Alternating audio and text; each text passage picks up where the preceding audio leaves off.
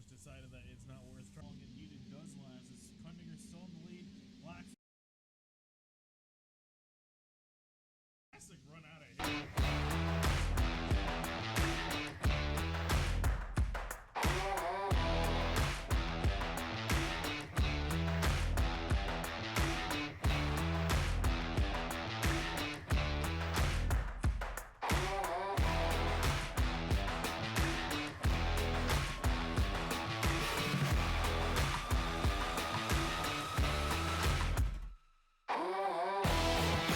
After a week off, after a wild doubleheader at Charlotte Motor Speedway, Outsider Racing League continues their 2020 season with round number 12 from Iowa Speedway.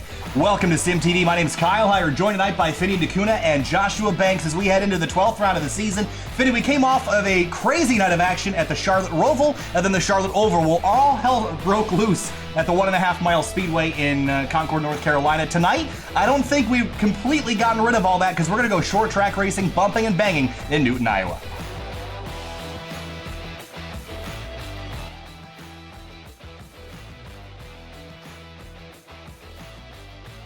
You're gonna start to drive it like a short track here, especially after the stuff that went on last week at or 2 weeks ago at Charlotte.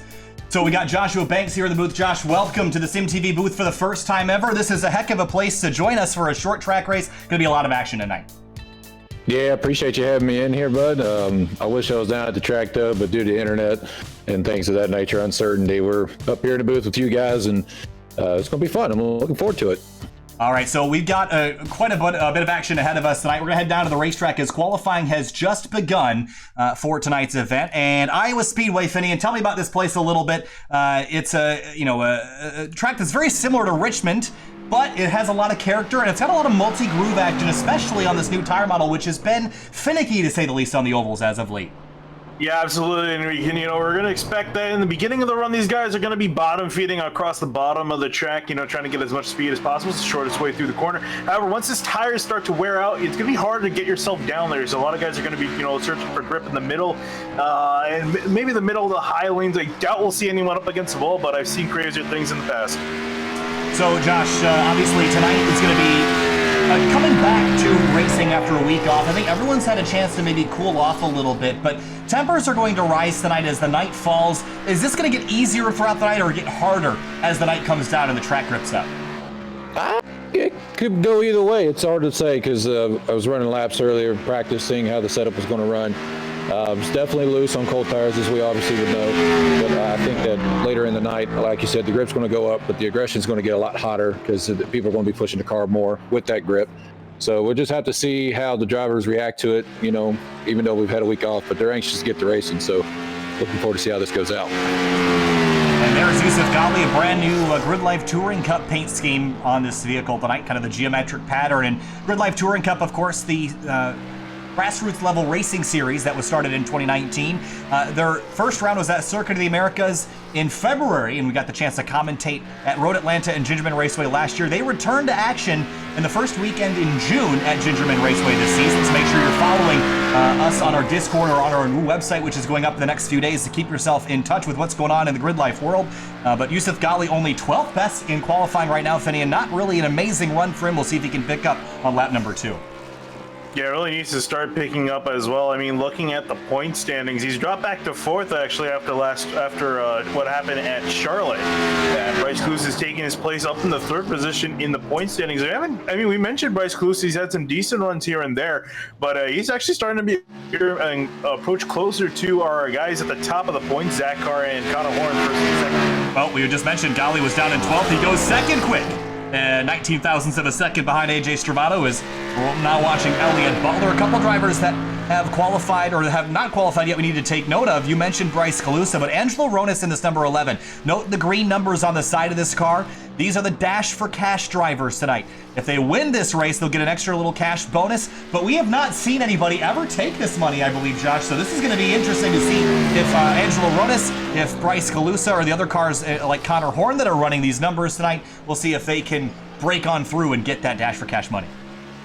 It's a good possibility. It's definitely good. We got some good drivers in that Dash for Cash tonight, so look forward to see how they do. They're going to drive differently from the standard drivers who are not racing for it, so it's going to be interesting for sure. That car, I believe, was one of those vehicles that was supposed to run the green numbers, but you have to have the green numbers on the door to qualify for the money.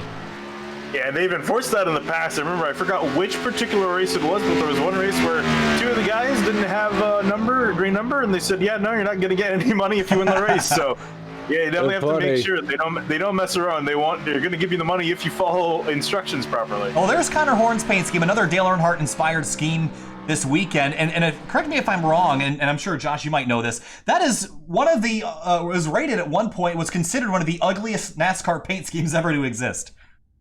I mean, if it was, I don't know why. It's probably one of my favorite schemes he ever did. I love that rainbow scheme he put on, and Grandpa used to have a die cast of it, so it was cool. It's real cool. All right, we're gonna head down to the grid here to get lined up for the start of this race tonight. 150 laps. Finian, that's not a long race at Iowa Speedway. About 57 minutes if we go green from start to finish. So that's going to mean the intensity level is going to be basically 10 out of 10 right from this drop of the green flag tonight. No time to really get used to your car to get into the run. You got to go, especially if you're starting deep in the field. Yeah, you really do, especially for the guys like, Joshua Jenkins all the way back in last place, I believe, or next to last place. He's got a long way to go up the order and get past quite a few tough guys. Some guys have really shown that they're not going to let you around pretty easily, so they're going to make you fight for it, and you're definitely going to have to over the 150 laps. All right, so 150 laps, Josh, tonight. I mentioned how short of a race this is. If you're starting mid-pack or towards the back of the pack, do you do anything with pit strategy tonight? I know you took some laps early. Do you know what the tire fall-up is like, or will two tires be a legitimate call tonight at some point? It's possible. I think the wear, after running about a 30 or 40 lap run, the wear wasn't too bad on the left side. So I think we're going to possibly see some two-tire stops later in the run, depending on how many laps we get down. But most times it's going to be 4. But that right front's going to be the one to save, because going in on entry, it's tough with this setup. So you want to conserve that right front, make sure you can get it rolling and all that fun stuff. Take a look at the weather information here tonight. 73 degrees, ambient track surface 75 degrees, so it's already about as cool as it's going to get on the racetrack. Just after 5 p.m. Is that right? 5 p.m. Yes, looks like it. 5 p.m. That can't be right, Finian. You can double check that for me. No, it says 1946. Okay. That's after almost 8 o'clock at night, so that makes more sense. All right, Finian, let's roll down the starting lineup here on the front row tonight. It's going to be AJ Stravado in the number 33 and Yusuf Ghali in the 54 on row number 1. Yeah, moving on back to row number 2, it's going to be Brandon Bowers in the 31 next to him. Brian Chambers is going to be lining up in 4th. In row number 3 tonight, starting on the inside in 5th place, it's going to be Adam Kavitz, number 77 out of New Jersey. Another New Jersey driver, Connor Horn. He's been on a roll lately in his number 3. He'll roll off 6th. Back another row, the 11 of Angelo Rona is going to start on the inside lane. Remember, Dash Cash driver tonight. Next to him, Bailey Turner is going to start off 8th in that 24 machine. In 9th place, Martin Sproul starts in the inside of the 5th row in his number 19. Jeremy Miller starts 10th in his number 30 out of New Jersey. Moving on back to 11 is going to be Alex Bell in the 15 next to him. David Mott Jr. going to qualify in 12th in the 29. Great qualifying effort for David. Zach Carr starts 13th in his number 27 out of Michigan. Elliott Butler 14th in the number 6. And moving on back another row in 15th, we find Caleb Weekly in the 10 on the inside next to him. Clifton Cockrell going to line up in the 16 car in 16th. In 17th place, Tim Downey Jr., reigning champion of the series in his number 25 car out of Florida. Ben Lafter in the 64, starts 18th. Moving on back right behind them, Jeff Wright in the 48 is going to line up on the inside in 19. Next to him, Casey Lakatos in the 50, going to line up in 20th. In 21st, well, that's going to be Joshua Banks, but he's not down on the racetrack. He's right here in the booth with us tonight. So, we're going to let the rest of that scroll on the bottom of the screen as we head onto the back straightaway for our 150-lap round number 12 of the 2020 Outsider Racing League Championship. We trek towards the latter half of the season, and it's been wild so far, especially back at Charlotte a couple weeks ago, where all hell broke loose, looking to return things to normal this week as we head through turns 3 and 4. Time to go racing in Newton, Iowa. This place is a flyover state most of the time. Tonight we're going to fly on this state at Iowa Speedway. Pace truck pulls off. Yusuf Ghali and AJ Stravado on the front row. Green flag flies racing in Iowa as they head down into turn number 1.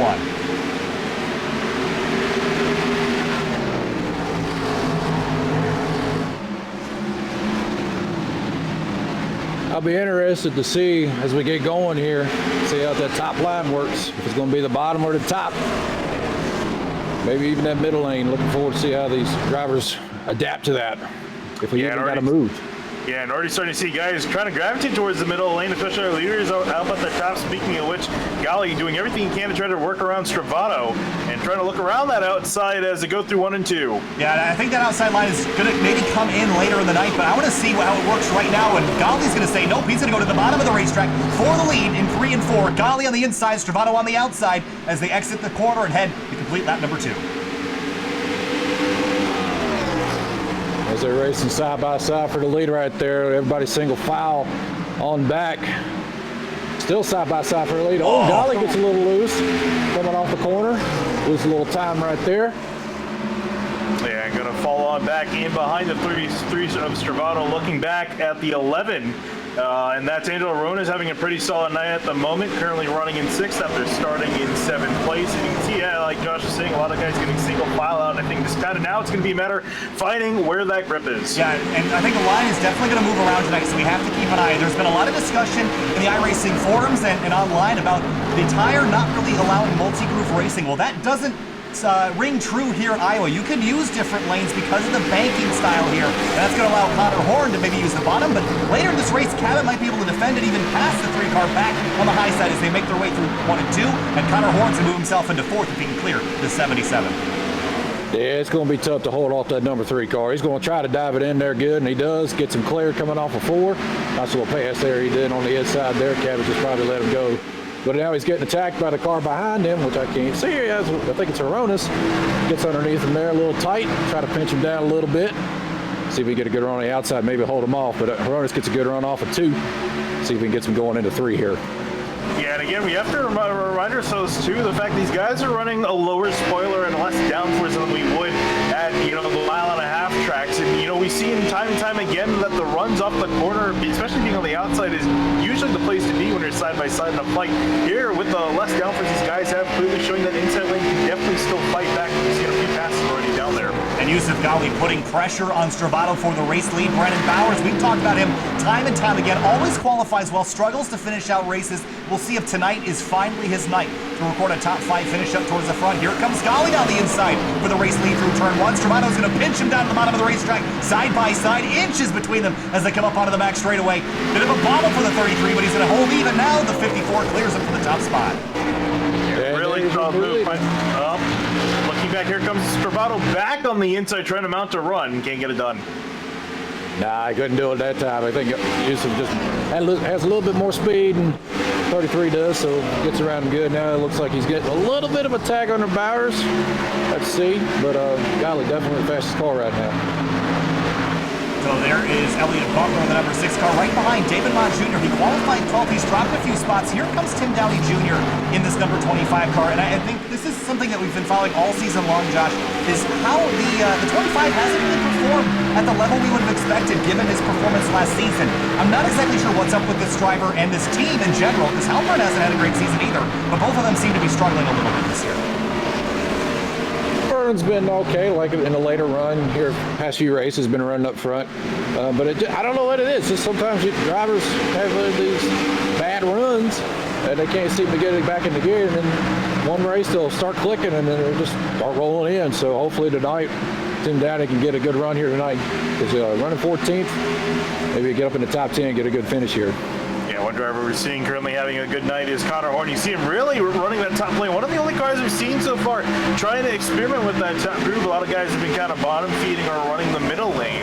But Connor Horn's been the only driver to go up there. And the interesting thing, too, he's just been cutting down hard on exit to get a good run off the corner. And it's been working out pretty well. He's made some solid progress back from 6th place where he started. Yeah, he's up to 3rd and now looking on the high side. And I think every other driver is taking notes right now. They're seeing Connor Horn go up to the top side of the racetrack. And he's not making speed in the corners. He's making it on corner exit down the front straightaway. You see all the gain that he has on Stravato as we see a battle for 4th behind him between Bowers and Ronas. And here comes Cabot to the bottom of the racetrack. That hole slammed shut at corner exit.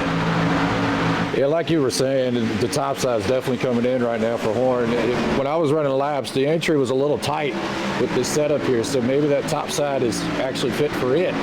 So we'll have to see how that plays. But Stravato's running back down Gali. I'm impressed to see him keeping up with him right now. Stravato not backing down at all, though he's got to hold off Connor Horn. Horn's starting to put pressure on the 33, so effectively you got essentially a three-way battle for the lead. But amongst these three drivers, looking back at Cabot, now making a dive to the inside of Ronis.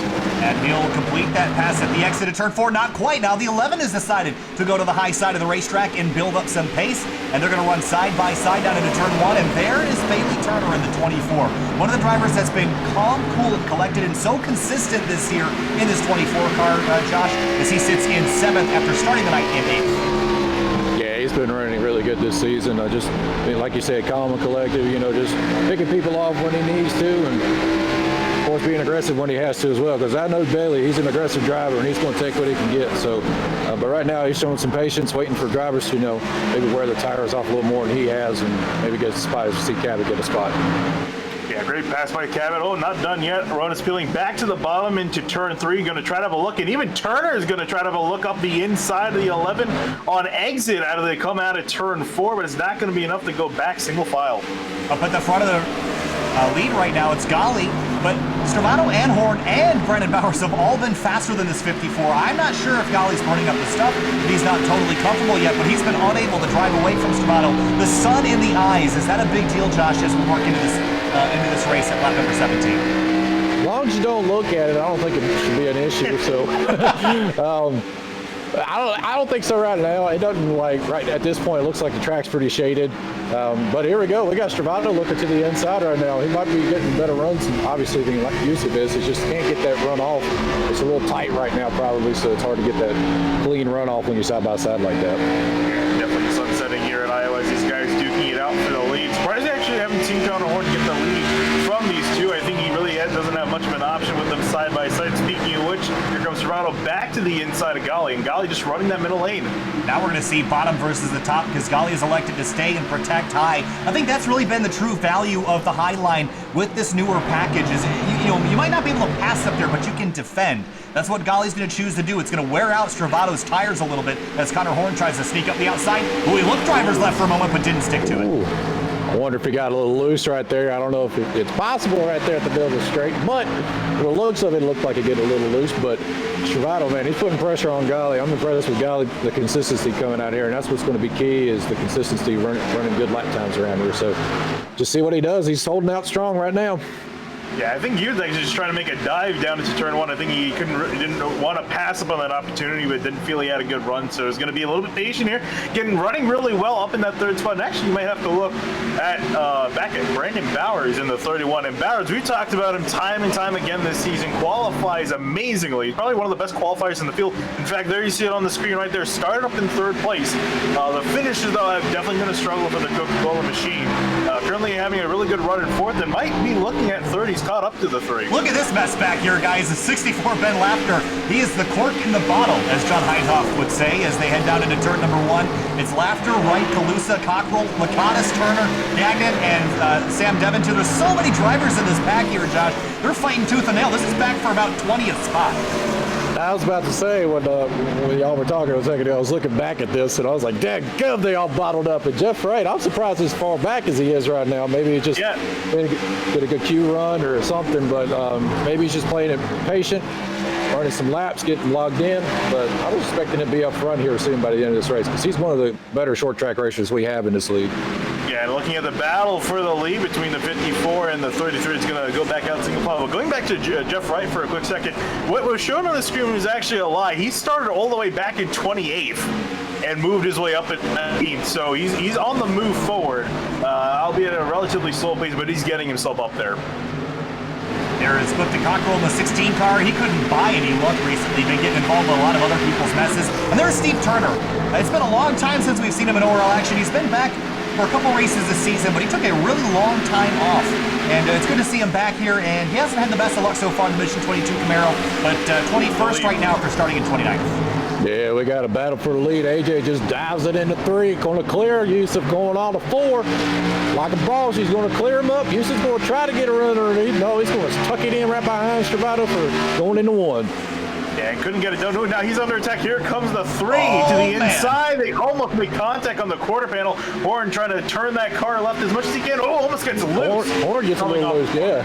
That was wild there for a second. Now Horn and Golly fighting tooth and nail for the top spot right now, and Golly hangs on a second. Connor Horn back to third. Bauer's now under attack from the 77 car. In turn 4, there's Jimmy Miller, Alex Bell. Side by side, this is for 12th. Tell you what, Cabot's been running him back down. He was back there a little bit, starts running down. Bowers gets a little tight coming off that corner, I think, or a little loose, one or the other. Cabot gets a run on the inside. Going to try to clear him coming off a 4 right here, and I think he will. Get a good gap right there, but he's been running back up to the front. Watch out for the 77 car. 27 laps green so far out of 150. Finney, what are we thinking about fuel economy tonight? What strategy do you think drivers are going to play? It looks like we're going to have a long green flag run, although that could change at any instant. Yeah, for my estimates, we can go about 90 laps on a tank. So these guys only really looking to make one stop this race. So I imagine they're going to try to ring it out as much as they can. I mean, essentially with that, you know, the pit window essentially is going to open up at around lap 60. I doubt we'll see guys come in that early. They might wait a little bit longer. But yeah, we are looking at a pretty solid green flag run, especially for the most part, considering the field is fairly single file. What a contrast from a couple weeks ago, Josh, at Charlotte. The Roval race was, you know, Roval's always a mess, but it was the Charlotte Oval that shocked everybody. We had a lot of cautions in that race.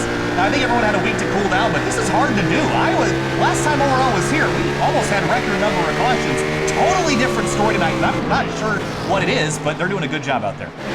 Yeah, I think the admin's got into every driver's head. It's like, look, we need to get some good racing here because this wrecking is getting a little out of hand. So we're getting everybody back on track. We know these guys can race clean, smart, hard. I mean, shoot fire. We're seeing it right now. So good job by these guys running this good green flag run. Yeah, just for the admins too for bringing down the hammer. They were not messing around. They said, you better drive clean or you're out. So everyone behaving so far tonight. As you look at Brian Chambliss trying to have a run up the inside of the 11 of Ronis. And for Ronis, he's had a fairly quiet day. Starting in 7th, still running in 7th. But Chambliss now trying to make a run on the outside. Can't quite get it done. There is Elliott Butler in the number 6 car, and he started in 14th. He's gained 6 spots up to 8th, and he might go one better and get Angelo Ronis. That would put him in 7th as Chambliss tries to cross him over. But a good, strong run for Butler so far. It wasn't that many seasons ago that he was challenging for the championship with Eli Hinton on Sim Motorsports. So we know Butler's championship eligible and capable. We just have to see if he can get some more consistent runs up at the front of the field. Yeah, I say that all the time. Consistency is key. You keep running consistent races, even if you don't win. You know, if you're finishing good in each race, you're going to come out pretty good in a championship, or at least in contention for winning one. So as long as he keeps doing what he does, or at least pick up, you know, from what he's been doing, because I know he's been struggling here of late, but see if he can pick him up, and he should be a contender if he consistently finishes good. Yeah, looking back at now, we're looking at Elliott Butler trying to make a move to the inside of Ronis. Both of them side by side going down into turn 1 a little bit. Butler trying to get himself there, going to try to gas it up in the middle of the corner. He sees he can't quite get there. He gets a little bit loose off the corner as well. Now Adam Cabot has caught Connor Horn, and this is a really interesting development because I thought that this 3 car was going to be the one to beat. He's been the one to beat the past 5, 6, who knows how many races. But here tonight, he's up there. He's inside the top 5, but he's not the fastest car right now. AJ Stravato still pulling away at 24.0 to Connor Horn's 24.2, and now he's actually about to lose his spot to Cabot into turn 3 here, Josh. Yeah, I'm telling you, man, that 77's got some long run speed right here, so look for him to maybe work his way up to front to Stravato. That'll be an interesting battle, but Stravato's been showing some speed too. I mean, he's got a gap on Golly now. Golly's been running him down a little. I mean, it ain't been too much, but I'm looking out for those two right there, 77 and the 33 right there, maybe toward the end of this run. Yeah, and I'm a bit surprised, too, that Horn has not been able to catch back up as we look back at Elliott Butler now side by side, almost side by side with Sproul. And behind now still trying to work on Ronis. This battle going on between them for the 7th spot. I tell you, Martin Sproul's been coming up, too. I was going to mention Martin Sproul earlier because we saw him at the road courses the last couple of seasons be absolutely phenomenal. And even at tracks like Rockingham last year had such a good run there. I am just shocked that we haven't seen him. We haven't seen him get a race win, have we yet, Finney? He's been close a couple times. It's been quite surprising to be quite honest. I think maybe we put too many expectations to see Butler go for a wild slide out of turn 4. Driving that thing, boy. So Sproul trying to get his car back underneath him here as he goes for 7th place on Angelo Ronas, who seems like he has okay pace, but he keeps falling into the clutches of the drivers behind. David Mott Jr., he started up in 12th spot. I'm trying to look down the order to see where he is now. He's all the way down in 26th, and he has a little bit of right side damage on that car there, Josh, so he might have caught the turn 4 wall, which we all know is pretty deadly here to get that and wrecks your day. Oh yeah, with this car the way it is, it's loose coming off, but if you ain't controlling it right, you're going to smack the wall trying to control it. So it's good racing here. We got Butler, Chambliss, and Bell working it out right now, and then you got Sproul working on Hronis. So it's good. A few battles for the top 10 spots. Yeah, also looking at Laughter and Weekly going side by side through turns 3 and 4. Weekly trying to run the outside lane. Laughter loose, and we're really starting to see these tires start to wear off now with the guys, especially running that inside lane. Yeah, really good fights here. There's the 83 to Gagnon in this as well, and big fight back here for what is effectively 20th place, and Weekly has it. Laughter wants it. Those guys continue their fight, but Ronas, as you mentioned, Josh, trying to hold off Elliott Butler and the 9-car Brian Chambliss, but he's really getting swarmed right now. Yeah, it looks like Hronis is dropping back a little bit, holding these guys up, maybe done something to the tires. You can see Bell right there wall riding a little bit, trying to get that good exit off of 4. Want to see if he can get a good run on these guys right now. And look at this run he got. Holy cow. I thought he was going to get a bigger run, but it looked good. Almost a tank slapper for, I think that was Eddie Trejo's car in the background, but I don't know if he is. I feel like I'm going crazy. But I saw somebody get really sideways. It was Chris Garrett in the 57. That's what it was. Yeah. So Chris Garrett riding in behind these guys. He's got a great view of the side-by-side action up ahead of him. And guys are going for every spot. Jeremy and Bell, they're all over Hronis now as Butler gets around them. So it's going to be interesting to see this here. I mean, everybody's single file now, but Jeremy trying to get around Bell. Bell's running that high line. He's probably the only one that's I've seen trying to get the high exit or high entry, low exit, get a good run. But Jeremy clears him. Holy cow. That's about as tight as you want it to get. He gets turned! The 30 slides down in turns 1 and 2. The 15 hangs onto it. What a save by the 30-inch Jeremy Miller. That was unbelievable. Oh my goodness. Gotta get a look at that. How did he save that car? He hung that thing out so sideways. They go off into turn 1 here, Vinny, and look at this. The 15 just tags him. Yeah. And look at the slip angle he had on that as the 15 hit the wall hard down in turn 1. What a drive by Jeremy Miller. Yeah, and for Bell, you just kind of hit on the slammed on the brakes. The car went straight and into the left rear. There you're going to see right there. He clips the 30, and Miller, fantastic job saving this car. That was excellent. Yeah, unfortunately. Excellent, right? Yeah. I was going to say, though, Bell's kind of hurt right now. That right front is a little crinkled. The whole right side probably is a little crinkled, but I don't know. We'll see how he can fix it. If we have another caution or a caution in the later run here, he can get that fixed. But right now, it's a little struggling.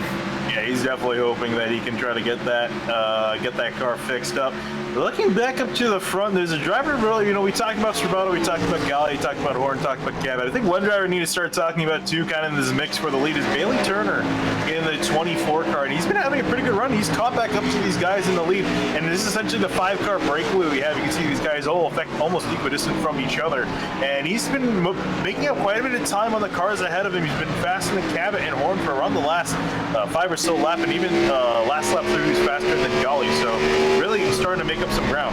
And it seems like, Josh, we've seen Bailey Turner in the past be super competitive. He's never been not competitive, but he was so aggressive in the last couple seasons. It seems like he's toned it down a little ways, and it's almost made him better in a way. He's been able to run up inside the top 5 and not get himself into trouble. I really like the look of this 24 car right now. Yeah, I mean, you got to choose your battles, and you just got to choose when to be aggressive. And if you can back off and not do some crazy stunts, it's going to make you to the finish. So he's racing it smart. Even though he's by himself right now, I mean, we did see him racing a little bit back there, and he raced it smart. He didn't try to make it 3 wide on entry or anything like that. So he was racing smart, and look where he is now. He's running down the leaders, catching Cabot, Horn, and Gali. So doing really good on his part. Really good racing by him.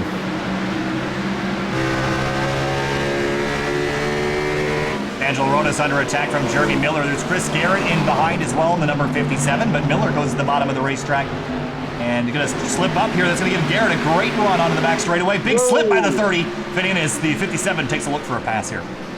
Yeah, he gets very sideways going into 3, and then you see just Garrett trying to find a lane on that. Wow, and Miller cuts across the nose of Rodas. Rodas had to slam on the brakes in order not to make contact with the 30. Yeah, so he done that with Bell earlier, so he's done the same thing with Aronis, and now you can see Garrett getting a little tight with Aronis. I tell you, I think that right front's going on Aronis. Wouldn't you say, guys? I mean, he's dropping like a rock on me. Yeah, he's got some front end, the 57's got some front end damage. That is from the impact that he had with Bell a couple laps ago down in turn number 1. It doesn't really seem to be hurting his performance a whole lot. We'll have to keep an eye on that, radiator temperature especially. And look who's here, it's Jeff Wright. And remember, last time we were talking about him, he was back in 19th. He's moved his way all the way up into 12th. So he's gone from, again, that's incorrect, but it says on the screen there, he started back in 28th all the way up into 12th position. He's a rolling for sure. I mean, I told you he's a good short tracker, and this is races like a short track. So watch him going to the front. And this is one of those cases that really perplexes me. I mean, I think Josh mentioned earlier how drivers go through kind of cyclic periods in their careers where, you know, one season they'll be on it, the next they're not. And you think back to the road courses, Jeff Wright, what used to be unstoppable there, he was the driver to beat on the road courses. That's not true anymore. We've seen Yusuf Ghali kind of be the new one to beat. Alex Bell's had some good runs there lately as well, but Jeff Wright on the road courses as of late has not had good runs at all, but he's starting to put together the oval stuff again, and he's running in 12th right now after starting deep in the field, like you mentioned earlier. Yeah, and even too, I think we got to give Chris Garrett, well, speaking of Chris Garrett, gets really loose in front of Jeff Wright, almost wrecks both of them. Had a little bit of a hit into the turn 2 wall. Just a look. Oh, that was a big tank slapper. Yeah. Wow, it was right on board of the 48. Watch this again. Yeah, I would probably put it, if I could speak, probably put a little bit of a Tootsie Rolls in my pants, but you know what? It's all good. Yeah, and as we go back live, Jeff Wright has gone around the 57 of Chris Garrett. But that's what I was going to say before he went, hit the wall there, was that he also started pretty far back, started back in 24th. He's up into 12th. Watching Connor Horn right now, he's under attack from the 77 of Adam Cabot as you see Yusuf Ghali work his way around the 94 of Joshua Jenkins, and there goes Connor Horton down the inside as well. But AJ Stramato is driving away, and you know what race this reminds me of, Josh? All the way back to Daytona, where AJ Stramato was the dominant car. He ended up going to victory lane that night. I'm liking his chances tonight, too. Dude, I'm loving this, man. I'm a big fan of AJ, and seeing him up front dominate like this is pretty awesome, man. I'm really proud of how he's running tonight. It's really cool to watch. Yeah, and I feel honestly out of most of the drivers in the field, I feel like he has the least amount of enemies. When he went to Daytona, everyone was giving him a congratulations, and was really happy to see him get some luck on his side. But looking a little bit further back, looking at Elliott Butler now in the 6th, he just made a pass on Martin Sproul, going to slide up in front of him out of 4 and clear for position.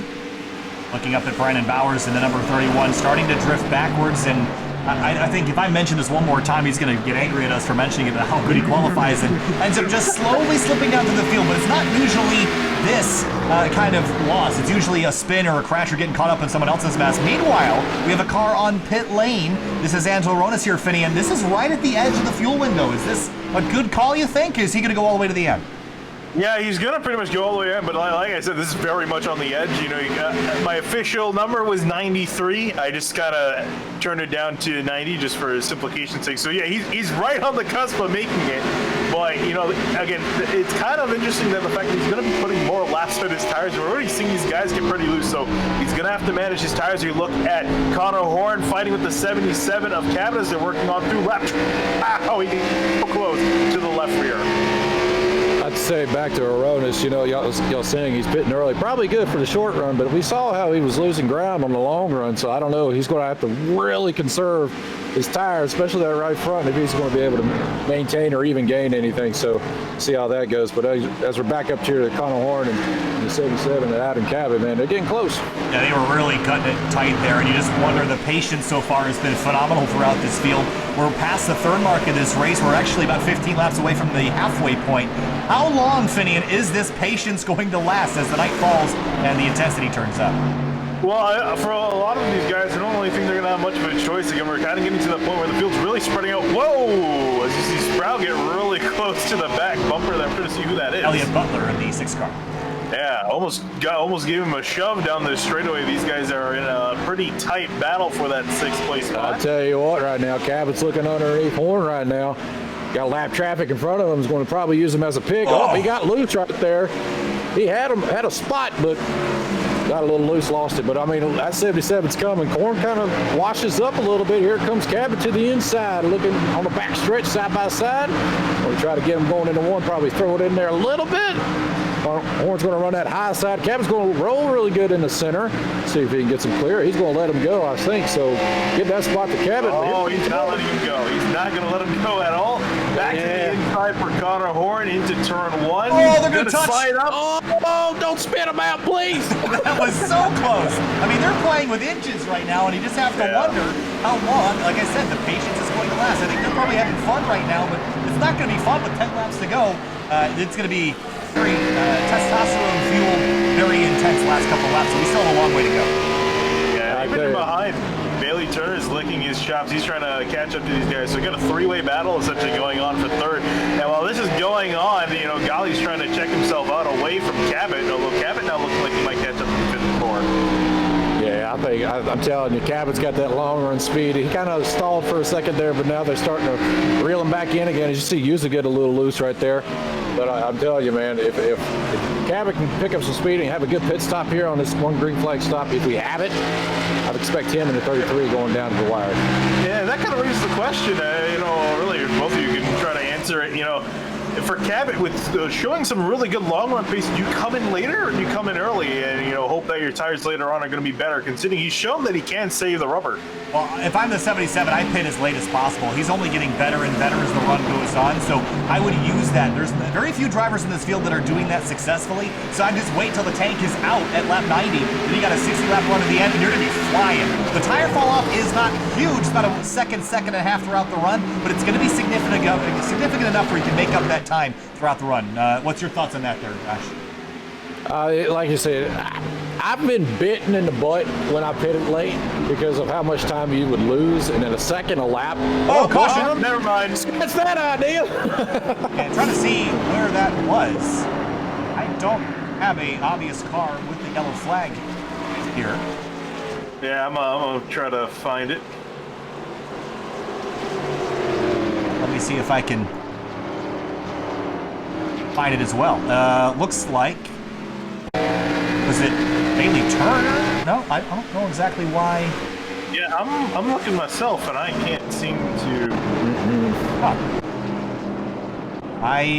It was not admin thrown either.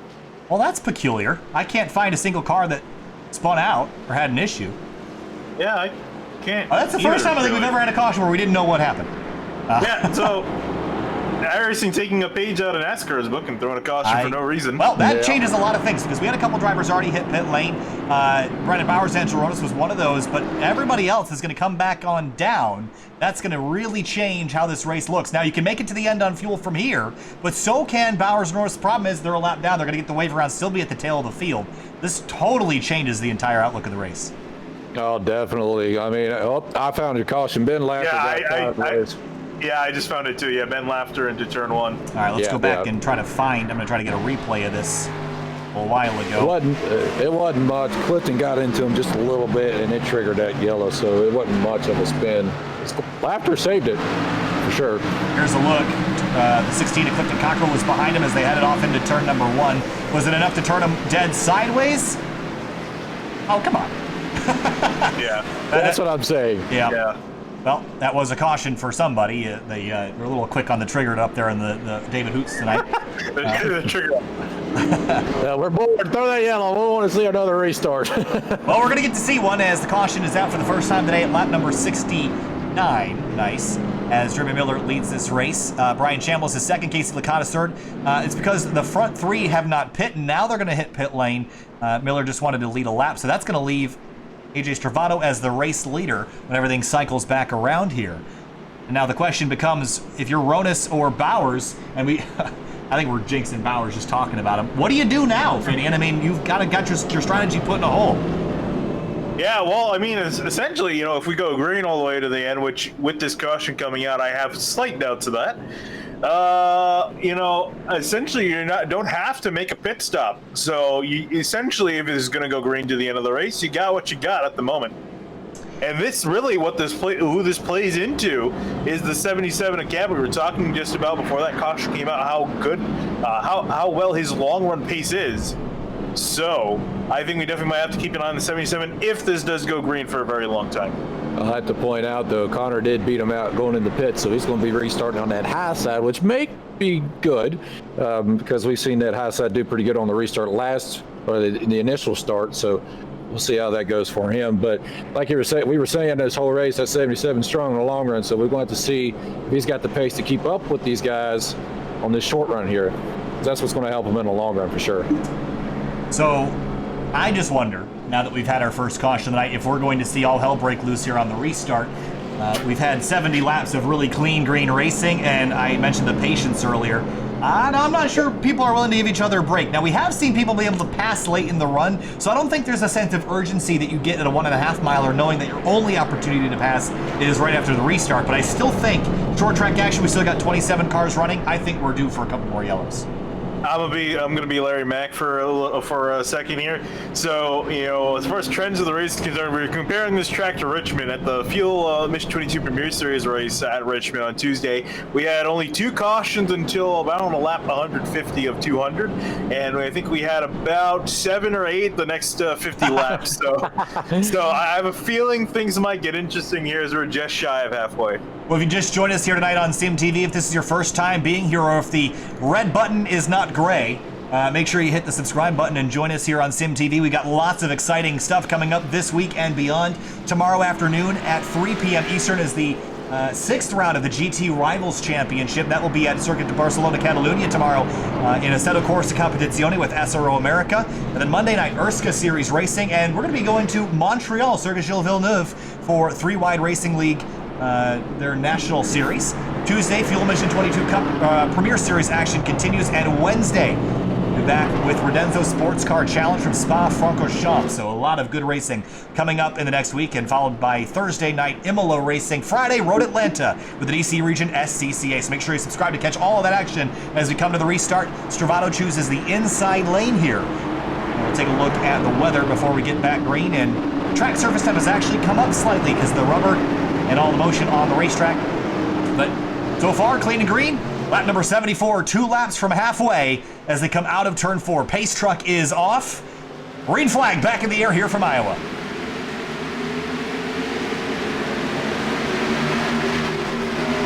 We're going to dive it into one here. Stravato got a really good jump right there. Get a good gap from these guys. And Connor Horn's going to look under Gali right here, but doesn't click, loses that run and singles file out. But here comes Cabot on the inside. I'm telling you, watch out for that boy. He's going to be coming side by side coming out of 4. I'm watching out for the 54 Gali. He was loose 3 different times going through turns 3 and 4. Still trying to hold on to that second place spot. We were talking about Connor Horn. He's been really good on that outside lane. He's there trying to make a move, trying to get past the 77. Down the back straightaway into turn number 3. Gali aims for the bottom of the racetrack. The 3 car goes high. Well, all this is going on at the front of the field. We got lots of action at the back. There's Tim Downey Jr. on the outside of the 94, who is a lap down. But a bit of a scuffle in the back here. David Mott Jr. is a little slow, so is Brian Chambliss in the 9, backing out of what probably was a dangerous situation a moment ago.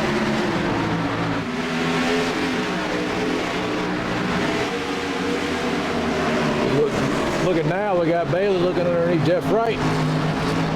Tell you, Jeff Wright, watch out for him, man. He's up in the top 10 now. He's going to be working his way up to the front. We talked about how he started way back in the back. So he's getting around Bailey right now on the outside. Looks like right here. Unless Bailey gets a good run off of 2, which it looks like he does. Still side by side coming off of 2. Yeah, a really good run for Jeff Wright moving up the order side by side with the 24, trying to make that move work. But back up at the front, you see Connor Horn trying to make a move, and even there you see Gali with a run off the corner. Whoa, Cabot was loose in behind, almost wrecked it coming out of turn 4.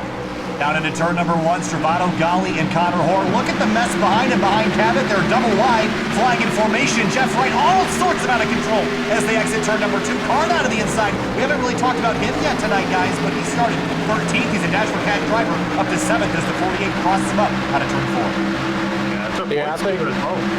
Is it? Oh, shoot. They should be working on getting another front if he wants to maintain it, because he's got some work to do. But I think Jeff, when he got loose, got into the marbles up there and got him a little loose coming off the corner, so got that cleaned up. But now he lost a few spots out of that.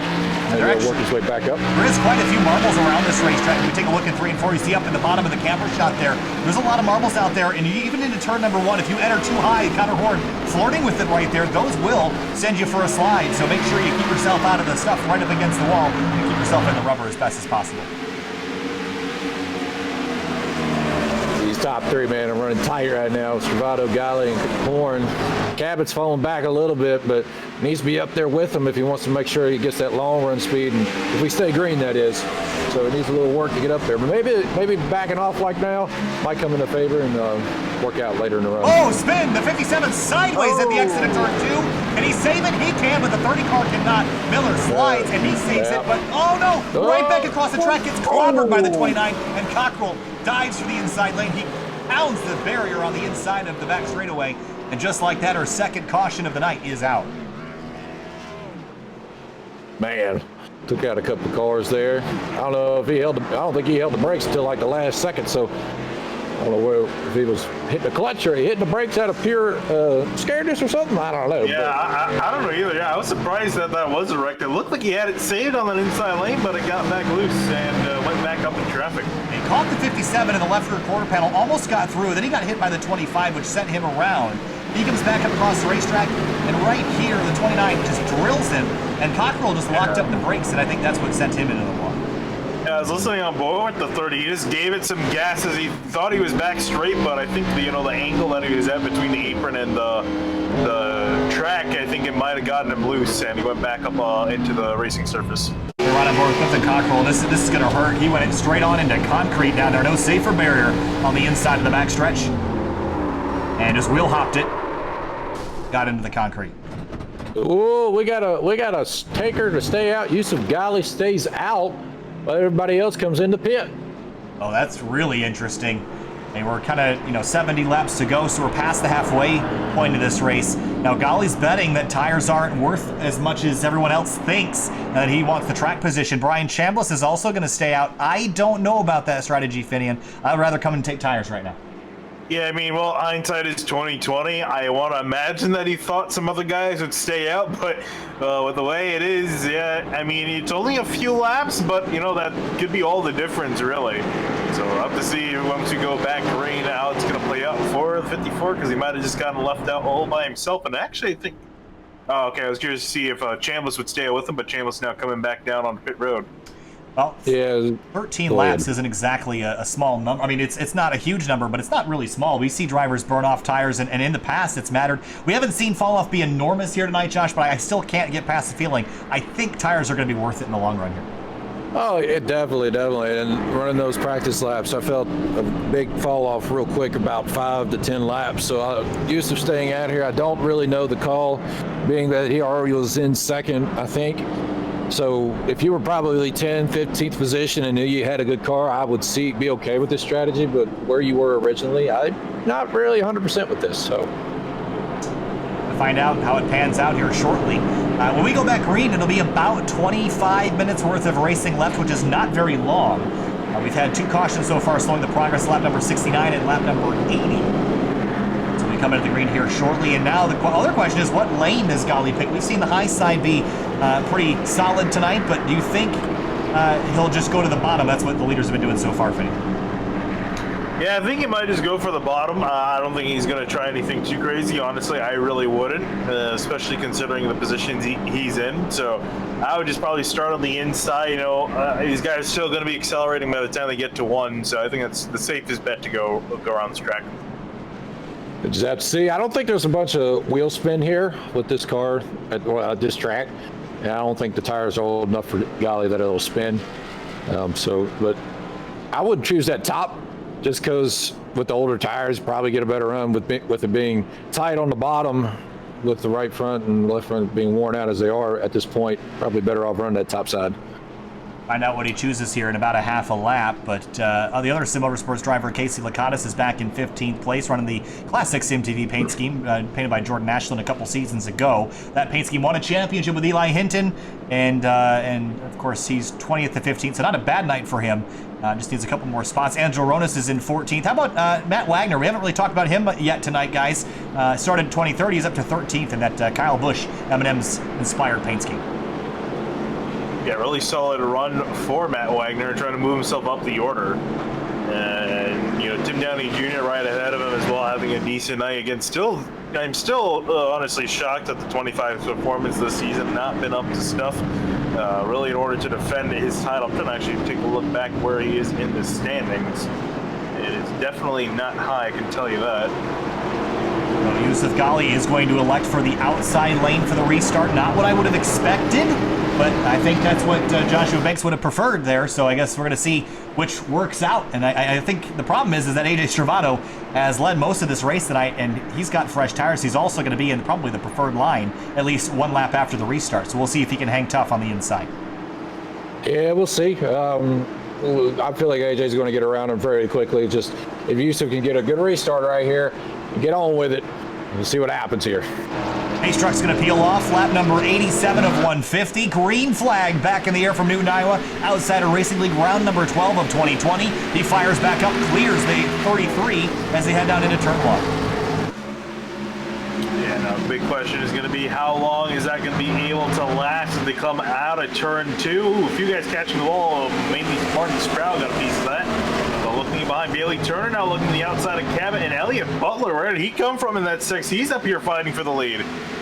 There you go. He's looking strong right now, getting around Cabot, but just seeing there, Ghali's pulling away a little bit, and I think it's because on these cold tires. 19 car sideways in turn number 1. Can he hang on to it? No, back up the racetrack.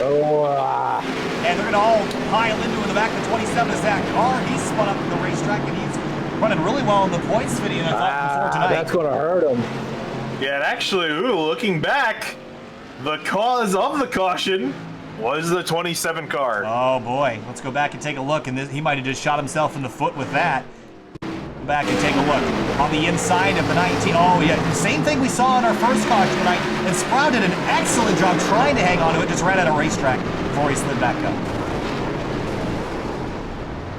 Yeah, Carr just got that tail end of it, too, with that car with neck coat. So that gum. Yeah. He almost got out of it relatively unscathed, but got hit by the 15 of Belvedere. Looking, you see Sproul get really sideways, almost was able to hold on to it, but he got the 25 in the door. That's what he hit. And that's what sent him around. And Zach Carr hard left down the racetrack, and you see the field piling in. Alex Bell just tags him and sends him back up towards the wall. There's Clifton Cockrell again. Not an issue of his own doing, but caught up in it again. I was about to say that's the second time Tim's been involved in something, because at first one there he got tangled up. I can't remember who it was, but he got Jeremy Miller and him got tangled up, and now he's getting a little tagged up in this one. So not a good night avoiding wrecks for Tim. So our third caution of the night at lap number 88, as Yusuf Ghali now has the lead. Now I'm sure he probably would have liked that run to go a little bit greener, but now everyone else has got a couple heat cycles on their tires, so maybe that advantage isn't going to be as big as it was before. Yeah, like I was saying before that caution come out, the reason I think Ghali was able to get on with it is because his tires were already warmed up. Everybody else was still on cold tires, so these things are slick when they're on cold tires. So I think once they got warmed up, then they probably would have ran them down. But he was pulled away for a little bit. Yeah, still truly haven't seen the difference between them, and I think this is gonna, help Ghali out with the fact we go on back under caution and get a heat cycle in these tires for these guys. So it's gonna be a little bit more in his favor. Again, still I haven't truly seen a long run to really see the difference between the slightly fresher tires and the slightly older tires. We have 60 laps to go this time through, and we're getting down to the final third of this race in about 10 laps. And we still have a lot of questions left to answer. We do know that the drivers up at the front of the field, Yusuf Ghali, AJ Stravado, Connor Horn, those three, I think, are super capable of winning this race. But Elliott Butler has had a heck of a drive. He sits fourth now after starting back in 14th. They can never count out either Adam Cabot or Bailey Turner, and even Jeff Wright up into 7th, and he's having a good night too. Yeah, again, back from 28th position to the front, or near the front of the field. Yeah, really solid run for Wright. And again, he has not had a lot of good runs this season. He's had some decent runs, but it hasn't quite been the best of seasons for Jeff Wright. But, you know, as much as we expect, especially at the road courses, too, which I think was the big surpriser, but surprise in it. But also looking back at Tim Downey Jr. and looking back, I was able to find where he was in the points, 20th for Tim Downey Jr. Boy, that's a big drop from last season. Also had some right front damage on that car after kind of getting caught up in a couple different collisions tonight. But that shouldn't be a huge detractor performance tonight, Josh. You should be able to keep that car up inside the top 10, hopefully. Well, yeah, I mean, if you run your car right, I think you'll be all right. I don't think it's air dependent here as bad as other tracks, so he should be all right. Hopefully, it didn't damage any engine performance, because it did look like he got a couple good hits there. But we'll see how he drives. Hopefully, we can maintain where he's at. I'd like to see him run good. Lights are on here at Iowa Speedway for the 12th round of the 2020 Outsider Racing League Championship. Still got a lot of this season left to go. There's quite a bit of racing left to do this year, and if I'm trying to take a look at the schedule here briefly, just to see what's coming up next, because if I have a look, we go to the Milwaukee Mile next week. I have heard discussions that might not be where we are in 1 week's time. But then we go to the Monster Mile, Chicago, Daytona. We're returning back there. And then we had a Canadian Tire Motorsports Park, and that's a really big question mark, Josh. A road course that we've never done in a stock car on Sim TV, and I think I would be surprised if that many people in Outsider Racing League have ever even taken a lap around there. Well, I'll tell you, we had that the Indy road course race not too long ago, and that turned out to be, from what I heard, one of the great road races. So this may be one of those deals where we go in there not expecting much, but get going to race, and it might have a really good race. So it could be good. I mean, it's got some good truck races there, obviously, and we'll have to see how they ride in the Cup car. Nice to see that. And we'll finish off the season after Mosport with Auto Club Speedway, New Hampshire, Las Vegas, Indianapolis, and ISM, well now Phoenix Raceway on August 15th. That will be the end of the season. So a lot of racing left to go. The next off week isn't for until the first weekend in June, which I'll be down in South Haven, Michigan for that weekend for Grid Life Fall Festival has moved to June. Green flag back in the air. Lap number 94 of 150. The 54 jumps up to the high lane. He needs cautions, but everyone else hoping for a long green flag run. So here comes Horn on the inside, getting a run on Stravato. See if Stravato can defend him on the top side. Want to shove it down there in a 3. Golly, still holding off that lead right there, coming out of 4. Yeah. And oh, he spins! Oh, comes from a dipstick. He somehow saves it. I thought he was going to bring out a caution there. He got so excited. Oh, no, Bill Carter not going to get hit up in turns 1 and 2. And he's somehow able to save it. Someone else going to go spinning here. Actually almost did. Woo. Wow. Oh, boy. That was a wild half a lap. We're not done yet, though. We're still 2 and 3 wide throughout the rest of this field. So Connor Horn back to 5th. Bailey Turner only back to 15th with that slide. He was had contact from the 48 car. And look at this mess as they head down into turn 1. Yeah, absolutely crazy. Everyone completely going at it up ahead of them. Kalusa is in a tight battle with a few other drivers, mainly the 25 Tim Downey Jr., the 11 of Ronis, and Jeff Wright in the mix as well. And they're really going at it. They're almost side by side, dooring each other off of 4. That's a save by Connor, but man, they bottled up everybody and caused Bailey to get a little tap and send them back a little further. Somehow they saved it. Thankfully, we get to go green flag racing again. Now we look at Stravato here, looking underneath Yusuf here for the lead. Getting tight coming off the corner. He's going to go back in line, but man, he had a run underneath him. Really dicey for 6th or 7th spot as well. This is for 6th. Bryce Kalusa, Tim Downey Jr., Andrew Ronis, and Jeff Wright. But for that race lead, can Yusuf Ghali hold on? He's got to go another 53 laps on tires that are 13 laps older. Stravato is there, looking to the bottom of the racetrack out of turn 4. That was a lot of bumper there from the 33, trying to get back to the 54. And in behind there, you see Connor Horn going to make a dive up the inside of Elliott Butler to take the 4th place spot. And it looks like he's going to hold on to it off in turn 2. Yeah, man, I'm still watching this lead up front, man. Here comes Stravato back on the inside. I mean, he's right on his door right there. You got Cabot, my guy who I called, who was going to be up front here. Here he is in third place, just watching these two going at it. Next time by will be 50 laps to go. Meanwhile, for 6th place, Tim Downey Jr., Bryce Calusa, still in a fight with Jeff Wright and Angelo Ronas, and now Brennan Bowers has worked his way back from that pit strategy issue earlier when the caution came out. He sits in 10th, and he wants more spots at the 20. All sorts of sideways as they go 3 wide behind him. Oh, this isn't going to work as they come off the corner. Somehow they make it work as they get themselves sorted out. Still really loose. Calusa just slide himself in front of the 48 of Jeff Wright. Ronas working back to the inside up ahead of them. They're really going at it now. Whoa, as Toronto gets pushed out of line. Here comes Cabot up the inside. Horn stuck in behind the 33. Side by side for 2nd place, Josh, as they rumble, but Yusuf Ghali's driving away. Yeah, man, he's making it work. He ain't racing side by side, so he's using that clean air. Cabot and Stravato side by side. Cabot going in there. Oh, Butler looking on the inside. He's going to try to get underneath. Oh, man, he's still fighting with Horn. He's going to file it back in the line, but Cabot, he's coming to second, boys. He's coming to the front. Now one more car to get past, and then he can finally hold on to the lead for the first time tonight, but it's going to be easier said than done trying to get to the 54 Yusuf Ghali. Great racing for the race lead and through other positions. Look at this mess. Still trying to get this sorted out back here. Bowers up to 9 as they head out of turn number 2. Less than 50 laps to go. Look at Bailey Turner fighting back in 13th place now. He's got a lot of spots to make up and not a lot of time to do it as they go for the lead at the exit of turn 4. Here comes Adam Cabot, 77 to the inside. Telling you, give him that long run. I feel like he's going to be getting, oh man, he's getting right on his bumper right there in the 2. Tight on him coming out of 2, right on it. Keep putting pressure. Something's going to happen here. Oh, man, he's going to look to the inside. Stravato's just looking on, being like, all right, y'all make your minds up. I'm going to get my run. I'm going to come after y'all. Going to look on the outside of Cabot. Yeah, now here comes Stravato trying to get that spot back. It's been a while since we've seen Stravato back up in the front. Ever since Ghali made that choice to not come down on pit road, he's been holding on to the lead. Ooh, a little bit of door-to-door contact going off into 3 between the 77 and the 33. Here comes Horn also trying to stick his nose up in the mix. For the race lead, Ghali has it. Cabot and Stravato fighting over who wants to go get him to grab it away. Lap 107. Or 106 rather of 150. Connor Horn waiting for these two to sort it out. He might try 3 wide if he can, because he's got to go if he wants to catch that 54. Into turn 3 now, looking way up top.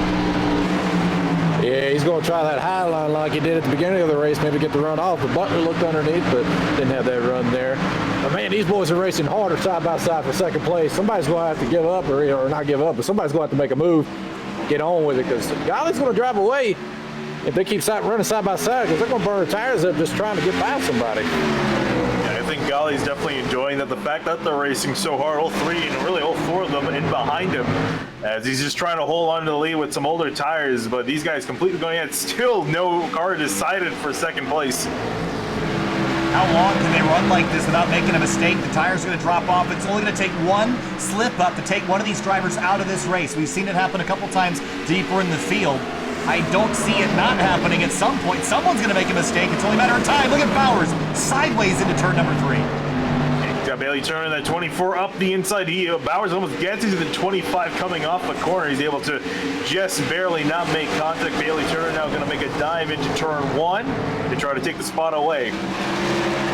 Back up to the lead. Look at this. 1, 2, 3, 4, 5 is Horn. Split the difference. A big dive by the 33 car for the race lead. He just sent it down to the 3. Couldn't get alongside far enough to clear the 54, but now at the line, Ghali, Stravato by 99 thousandths of a second at the line that time through. Yeah, I think Stravato's like, man, I got to go. But his tires are wearing out more. It's going to be a little harder to pass. Still on the inside of Ghali, but Connor Horn's on running that outside. It's starting to come in a little bit. Oh, Stravato, big time, going to make barely any contact with the 54. Man, that was tight. A slip and a slide for the 33 at the exit of 4. 40 laps to go as they head down into turn number 1. 33, 54, dead even as they bump over the bumps in turns 1 and 2. Ghali with a better run at the exit of the corner, and now Horn following him through to try to grab second. Almost tries to make it 3 wide up the middle. He's going to try to make it 3 wide on the outside, but he goes way out of line. But this is going to give him a fantastic run coming up in turn 4. Problem is, where does he go? Oh, man. Stravato got a good run off at 4 right there. Got a nose out in front. Horner's just like, man, one of y'all make a decision. I gotta go too. He's like, man, come on. Stravato is not giving up. Golly's not giving up. Stravato's trying to dive it in the corner, try to get a nose in front. Seems like he can do it, but it just can't get the run off. And Cabot was looking to the inside of the 3 car as well there, Finian. They're going hard for that top spot still. Yeah, they really are. And even Cabot almost gave Connor Horn the door in 3. You see him, he almost clipped him in the quarter panel again. These guys racing with inches here. Everyone trying to make a move. Everyone feeling pretty patient. We were talking about patience earlier. It's gone now. There he goes. Ah, he got him. Woo, tight. He's cleared him. The 54 now. He's got to get it back quickly or else the tires will be completely gone on that car. I think that is over, though. As soon as he lost the lead, that strategy didn't work. Now here comes the 3 of Connor Horn to the inside. Hill's going to wrestle away second place and just clear the 54 at the exit of the corner. Now Cabot sees his opportunity. Going to lick the stamp and send it, as they say, down into 3. Cabot's looking underneath. Got Butler, though, giving all kinds of pressure to Cabot. See if he's like patient or just rides it out. It seems like he will, but Stravato now pulling out in front of Connor Horn right now. See if he can get a good lead now. Haley Turner wants to get his way back inside the top 10. He's got to pass Brennan Bowers to do it. As these guys all fight for about 8th place, it's the 20 of Calusa that has it. Here comes Tim Downey Jr. to the bottom of the racetrack. A great dive for Tim Downey, trying to make a move on the 20 of Calusa. Been having a fairly quiet day in that Intel 20 car. Got another dash for cash driver with the green numbers on the side of the side. Probably under attack now from the 77, Josh. Running out of laps, 35 to go, and Cabot was your pick for the long run. How quickly does he need to dispatch this 54 if he wants to keep touch with the 2 race leaders? Oh, man, Cabot's just going to have to get on with it now because he needs to get clear. He needs to get in the rhythm. If he wants to start running down these leaders, I think he can. I know he can get around Horn because we saw him get around him later in that last run, so see what happens here. But Golly's just trying to hold on as best he can. He knows he's a little older on tires. He's just trying to get what he can. He knows he's slower, but it looks like Cabot's going to clear him coming off of 4. Butler, look at Butler sideways coming off of 4. Oh, my goodness. He tried to get a good run, but lost it a little bit, but saved it. Good save by him, but Golly's going to slip back to 4th right now. Yeah, and you see him, he's really been dropping like a rock, as you were saying, Cal, earlier. You know, once he came out of the lead, has been dropping back. It looks like it is charging to the front. And he needs a caution to come back out. Looking at Bowers, Casey Licata side by side with a 24 Bailey Turner. He's going to throw it up the inside.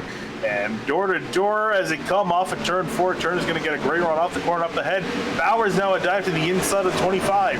Bowers to the bottom of the racetrack in 1 and 2, trying to recover a night that looked like it was going to go just like all the others after getting put down on lap down on strategy earlier in this race, but he's back up inside the top 10 in 9th place. Meanwhile, Golly now fighting with Butler. This is for 4th place. Butler wants it. He's to the inside of the 54. He re-clears. Now, we're carefully looking at the lap times. Look at Adam Cabot. Last time through a 23.968. For AJ Stravato, a 23.979, and for Connor Horn, a 23.973. So Cabot was the quickest of the top 3 cars. Yeah, right now everybody's pretty much at the same lap times, similar, very similar. But get about 10, 15 more laps in where the tires fall off a little bit more.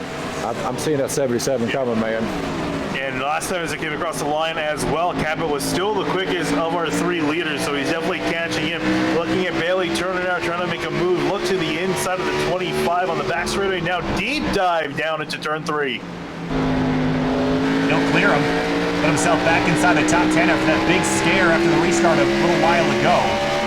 You see Zach Carr trying to recover from his crash as well as they head off into turn number 1. Really tight quarters between these drivers. Look at Bowers working over Calusa for 8th place.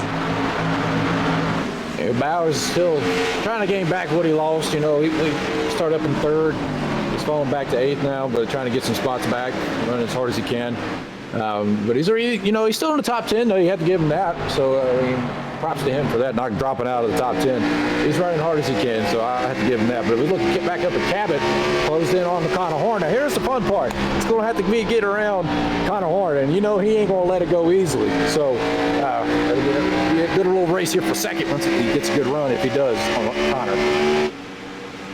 Yeah, for Connor Horn, there's a chance to potentially retake the points lead back. He's 13 points back from Zach Carr. Carr struggling all the way back in 11th after being caught up in the last caution. So for Connor Horn, you know, it's a good point side, but I mean, obviously Horn looking at the prize in front of him, that's the win. If both these guys can try to catch up to Stravado, you see Cabot run a lane lower than the 3, and I feel like Cabot, though, running that line, he's starting to burn up his tires. In behind, Yusuf Ghali and Elliott Butler running side by side for 4th still. Taking Butler a little while to build a run back up on the 54, but Ghali fighting hard to hang on as they exit turn 2. A little bit of a wiggle there, and again, the tires on the 54 about 15 laps older than those around him, and he's going to have to concede this spot. Look behind, Angelo Ronis driving back up inside the top 10, almost looking for a top 5 if he can go run down that 54. That's impressive right there, because we saw him going into pits early, getting some tires, and drop back a little bit, but now he's back up in 6th. That's a good run by him. Good comeback. Bailey Turner and the 20 of Bryce Calusa fighting it out there, all in behind Brandon Bowers. Getting really solid comeback for the 31 machine, trying to chase his way back up to the order. Although it's a decent gap between himself and 7th place Chris Garrett in 57. So we're a couple laps away from 20 to go. You see Stravado now a 24.102 last time by. Connor Horn was slightly quicker, but we're closing on 20 laps to go. Cabot needs to get by this 3 car. How urgent is this, and are you concerned at all about the pace here, Josh, for that 77? Get back by, kind of running out of time. Yeah, he is a little bit. He's going to have to pick up his pace just a little bit, but it's going to be tough because tires, like we've been saying, tires are falling off. Lap times are getting a little slower. Stravado's pulling a little bit of a gap on Horn, but it's hard. Once you get later in the run, it's hard to get that run off the corner.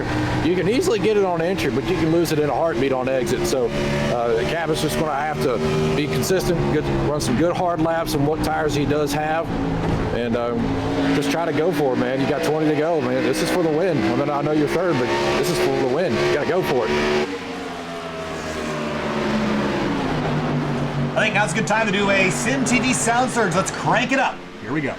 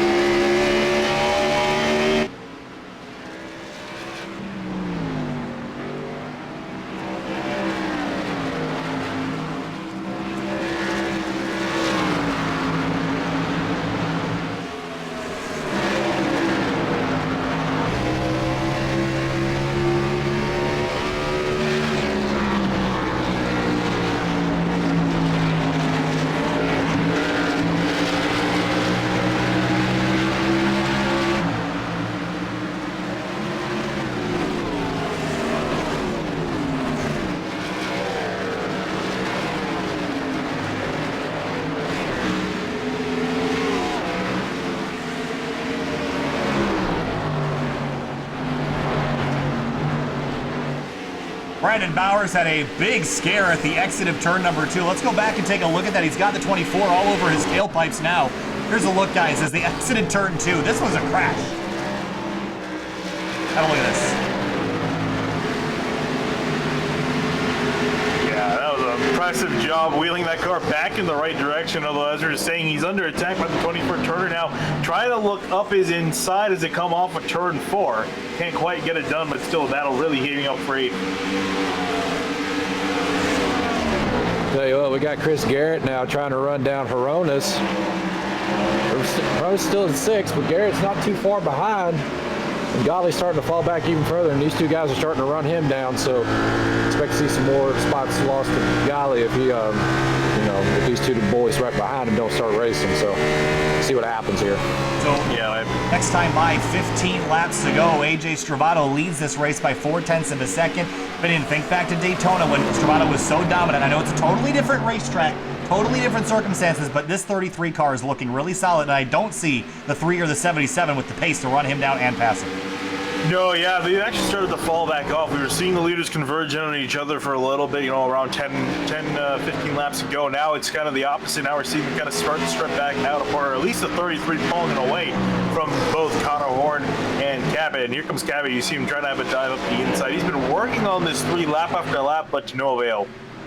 Yeah, he seems to be running the very bottom on entry, trying to rotate the yellow line, and the other guys are running the late apex on the middle groove, and then maybe cutting it down low on exit, and that's what's helping them get away from Cabot. Cabot's just losing it on exit because he's trying to rotate really good on that yellow line, but it just ain't working out right now. He still has pace. Now right there he did really good. It's hard to keep it in the gas and get on with it. As you see it lose a little time right there. Running out of laps for the race leader to lose the ground to Connor Horn and Adam Cabot. And this just might be one of those scenarios, Finian, where Travato just has it dialed in a little bit better. And Horn has been so unstoppable the last few weeks, just winning races left and right. And for Travato to win a race with Connor Horn and Adam Cabot, 2 of the field's strongest competitors behind him, that would be a heck of a night. Yeah, really would. And just to add, we were talking about him. We talked so much about it the last, 2 seasons. Really bad luck coming to the 33. It all changed at the season opener at Daytona. Really looked like a much better season for the 33, and it would be even better if he can get a second win after just driving a really fantastic race. We look back at Yusuf Ghali, and he's going to be reflecting at that strategy decision he made to not come down pit road. It definitely hurt him in the long run. Yeah, for sure, definitely. I don't know what his mindset. I think he was thinking on a caution, like a caution fast maybe later in this run, but it seems like these boys are ready to race and not have all these cautions. So playing backfire, but that happens in racing. You try to make a gamble, and things like this happens, unfortunately. But he's still in the top 5 right now, but he's got some pressure from Horonis. He's still looking for a top 10 finish here, which isn't terrible, but he was running really good, and it stinks that he has to fall back this far over that strategy, but it's a gamble and things like this happen. So here comes Horonis getting some runs here. He's right on the back bumper of Ghali. He's going to try to see if he can get him coming into 1. Less than 10 laps to go, Yusuf Ghali. Even if he finishes in the back half of the top 10, this is still an improvement. He's had a couple rough weeks lately with crash damage and getting spun around, and there was a few nights where he just had his own bad luck that he formed himself. Yeah. So this would be a return to somewhat normal for the 54. Yeah, just looking at back, this is his last 4 finishes: 28th, 9th, 33rd, and 17th. So it's been like you're saying, it's a drop-off of form for the 54. This is definitely a step in the right direction. I think he really wants to hold on to this top 5, so you get a little bit loose coming off of turn 4, but doing a good job defending from Horonis at the moment. Yeah, right now, still holding that 5th spot. Horonis trying to get the run on the bottom right there. Gets a good run off the corner, right on the back bumper. Going to see if he can, let's see here, he's going to go to the top side, maybe get a good run off of it. Ghali's still right in his tracks in front of him, so Horonis getting a little loose right there. See if he gets him going into 1 again, maybe try to throw it in there enough to get close to him. He's going to try the bottom. Yusuf's going to run the middle. I think that's where Horonis is strongest at, is right there in the middle, so maybe he can get him in a couple laps. We'll see. We've seen the multi-groove really come in tonight. We've seen action on the top and the bottom and everywhere in between, but that battle has fizzled for now. Chris Garrett starting to reel in that position. Here's Zach Carr and Bryce Calusa. This is a fight for 11th, and again, we think about the Dash for Cash. I'm not sure if they're going to enforce the green numbers tonight, but AJ Stravato is a Dash for Cash driver tonight, Finian, so he might end up with a cash bonus at the end of the year. I hope for his sake he does. I mean, he really definitely earned it, if nothing else. He fought off so many hard-charging drivers to maintain that spot, made quite a few good passes as well. And now driving away still from Connor Horn. I mean, I'm not even going to say it. I had a thought, I'm not going to say it. And for second, Connor Horn and Adam Cabot fighting it out, but I just don't think either of them have anything for Stravato as we hit 4 laps to go this time, Josh. Yeah, I think Cabot's a little surge here on the long run, starting to come in a little bit to the end. I mean, he needed to get around Connor earlier. I mean, he's got the speed now. I mean, they're not terribly far away from Stravato, but with 4 to go, it's going to be tough, man. You got to get around Horn, then you got to get around the leader. So I think Cabot needs to get on with it a little bit sooner, but it's a little too late to get that long run in. But still, running 3rd, though, pretty good, strong run. Great run from Chris Garrett, trying to work up the inside again. Chris Garrett, I think, is the biggest mover of this race so far, from 24th all the way up, now trying to take away 6th place as he works on the inside of Horonis. So Chris Garrett goes to the bottom of the racetrack on the 11 car of Ronas. He'll go through to 6. We'll see if the 11 can fight back by. For the race leaders, though, it'll be 3 laps to go now, 2 to go next time by as they go for the lead here, Finian. So Connor Horn and Cabot continue to battle it up, but they're running out of time, or at least Cabot is if he wants to grab a second spot.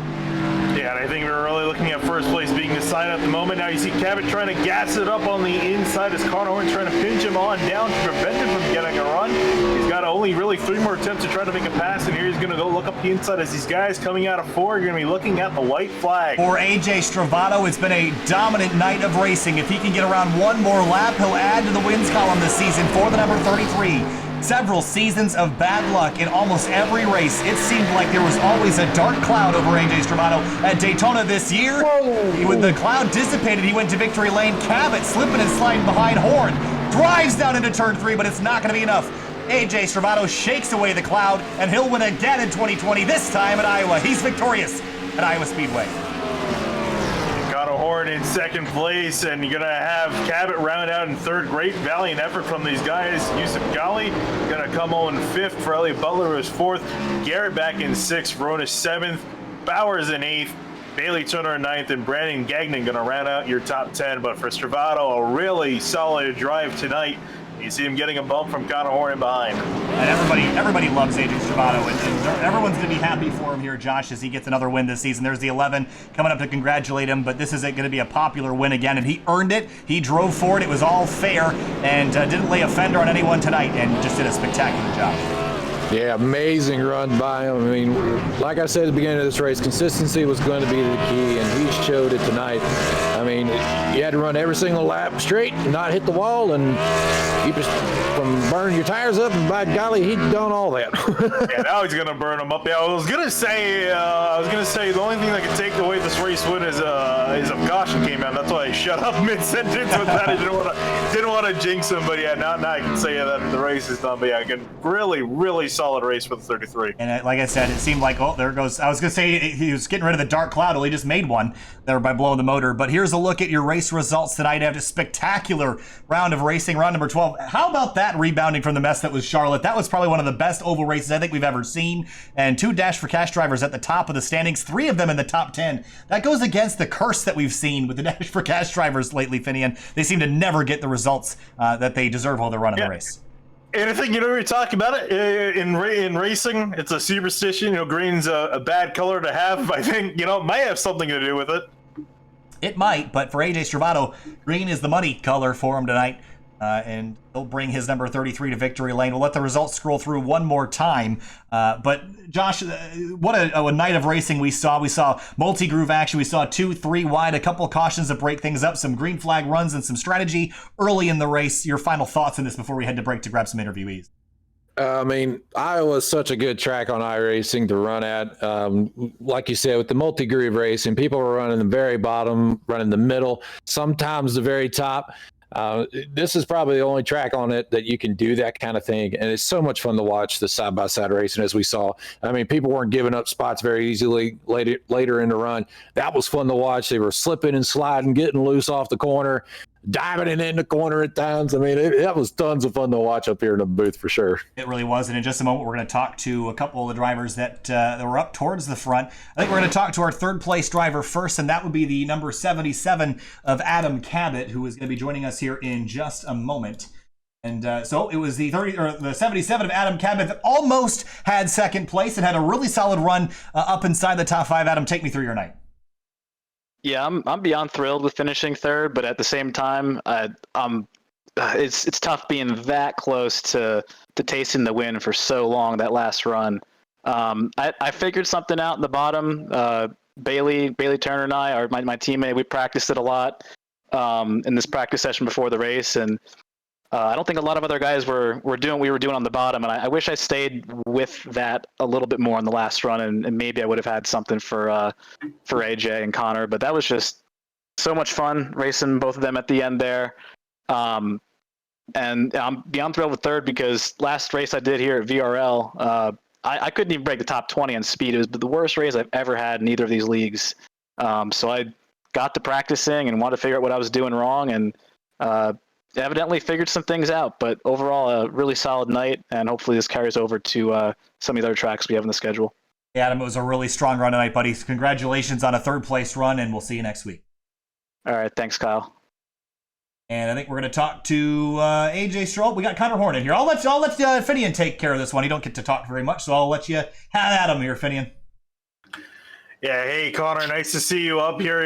Typically as usual, you run fairly well, and honestly, I think we definitely thought of you as the favorite coming into tonight, but unfortunately, weren't able to catch that 23. Just kind of walk us through what were you trying to do, trying to chase him down? Run every line possible while keeping Adam behind me. I just could never rotate the corners as good as AJ. I tried everything, braking more. I tried the wall in 3 and 4. It just wasn't there like it was in another league I ran. A little less brake bias. We might have been able to rotate the center, but I didn't do that, and it was just really tough to handle. And that final run, it was just pretty much a race to get by Yusuf. We knew it was a sitting duck, but how hard it was to pass, it took a while. And honestly, I thought my race was done out of 4, but luckily I saved that. But it was essentially over. The tires probably were cooked more than they should have been. I don't know how much of a difference it would have made, but it definitely didn't help by any means. And AJ got by Yusuf first, and I just could never chase him down. Once I saw Adam get loose out of 2 on the final lap, I was gonna send it. If I was a little closer, I would have cleared him, but I would have dumped him. So obviously, I'm not gonna do that. He definitely deserved that win, though. He was the fastest all race, and happy for him. But I don't know, something different. If I did something different, I feel like I could have gotten him. Yeah, well, unfortunately, it wasn't a win for you, Connor, but there's definitely many more rounds left in the season. I gotta imagine at some point we're gonna see you back in Victor Lane. Thanks for talking to us. Yep, thanks. Hey, shout out to Kyle for typing during my interview. I was saying how good of a race it was to the Outsiders Discord. So I know, using the expletives, I see.